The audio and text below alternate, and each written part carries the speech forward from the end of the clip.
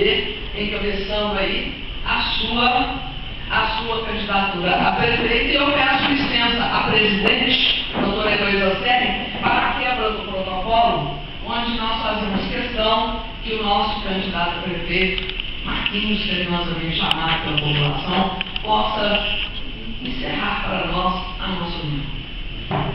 Eu agradeço muito, eu falo que depois nós começamos a caminhar juntos, né? Determinado momento da nossa chapa, você lembra eu e o Fernando, né? Presidente do Conselho, mas a partir dessa união é que o nosso projeto cresceu e que realmente se viabilizou. Então, o PRB, eu tenho um carinho muito especial para esse partido, porque foi o partido que nos ajudou a viabilizar o nosso projeto.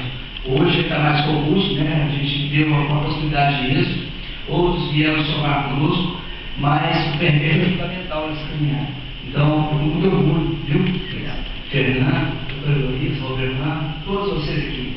Nós estamos caminhando juntos, com certeza lograremos isso em 2 de outubro, na chapa proporcional e majoritária, com certeza. Ok? Obrigado.